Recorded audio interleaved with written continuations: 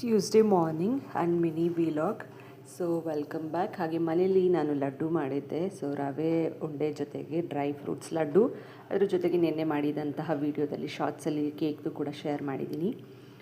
So every day ಬಾಕ್ಸ್ಗೆ ಹಾಕ್ಕೊಡೋದು ಬೇಕಾಗತ್ತೆ ಅಂತ ಮಾಡ್ಕೊಂಡ್ವಿ. ಹಾಗೆ ಈಗ 3 ಓಟ್ಸ್ನ ಕಪ್ಪಷ್ಟು, 1 ಕಪ್ ಓಟ್ಸು, 1 ಕಪ್ಪಷ್ಟು ಡೇಟ್ಸ್ ಮತ್ತು ಇನ್ನೊಂದು ಕಪ್ಪಷ್ಟು ಡ್ರೈ ಫ್ರೂಟ್ಸ್ನ ತೊಗೊಂಡಿದ್ದೀನಿ. ನಿಮ್ಗೆ ಇಷ್ಟ ಆಗೋಂಥ ತೊಗೊಳ್ಳಿ.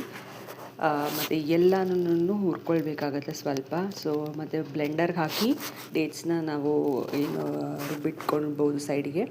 ಸೊ ತುಪ್ಪ ಹಾಕಿ ಇನ್ನು ಮಿಕ್ಕಿರೋಂತಹ ಡ್ರೈ ಫ್ರೂಟ್ಸ್ನ ನಾನು ಇಲ್ಲಿ ಚೆನ್ನಾಗಿ ರೋಸ್ಟ್ ಮಾಡ್ಕೊಳ್ತಾ ಇದ್ದೀನಿ.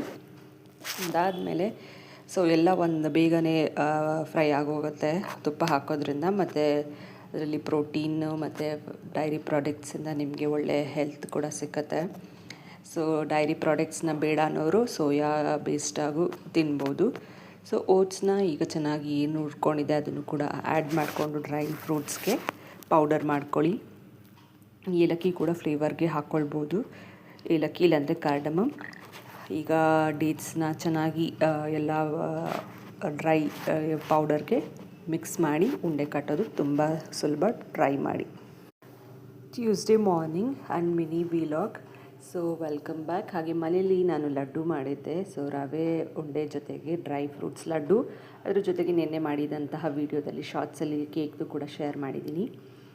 ಸೊ ಎವ್ರಿ ಡೇ ಬಾಕ್ಸ್ಗೆ ಹಾಕ್ಕೊಡೋದು ಬೇಕಾಗತ್ತೆ ಅಂತ ಮಾಡ್ಕೊಂಡ್ವಿ. ಹಾಗೆ ಈಗ 3 ಓಟ್ಸ್ನ ಕಪ್ಪಷ್ಟು, 1 ಕಪ್ ಓಟ್ಸು, 1 ಕಪ್ಪಷ್ಟು ಡೇಟ್ಸ್ ಮತ್ತು ಇನ್ನೊಂದು ಕಪ್ಪಷ್ಟು ಡ್ರೈ ಫ್ರೂಟ್ಸ್ನ ತೊಗೊಂಡಿದ್ದೀನಿ. ನಿಮ್ಗೆ ಇಷ್ಟ ಆಗೋಂಥ ತೊಗೊಳ್ಳಿ.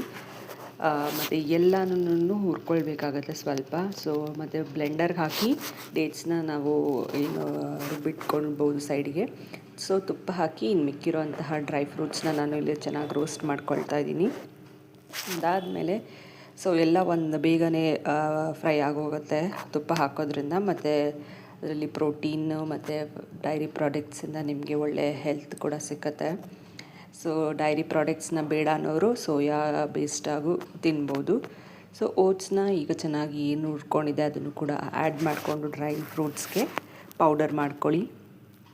ಏಲಕ್ಕಿ ಕೂಡ ಫ್ಲೇವರ್ಗೆ ಹಾಕ್ಕೊಳ್ಬೋದು, ಏಲಕ್ಕಿ ಇಲ್ಲಾಂದರೆ ಕಾರ್ಡಮಮ್. ಈಗ ಡೇಟ್ಸ್ನ ಚೆನ್ನಾಗಿ ಎಲ್ಲ ಡ್ರೈ ಪೌಡರ್ಗೆ ಮಿಕ್ಸ್ ಮಾಡಿ ಉಂಡೆ ಕಟ್ಟೋದು ತುಂಬ ಸುಲಭ, ಟ್ರೈ ಮಾಡಿ.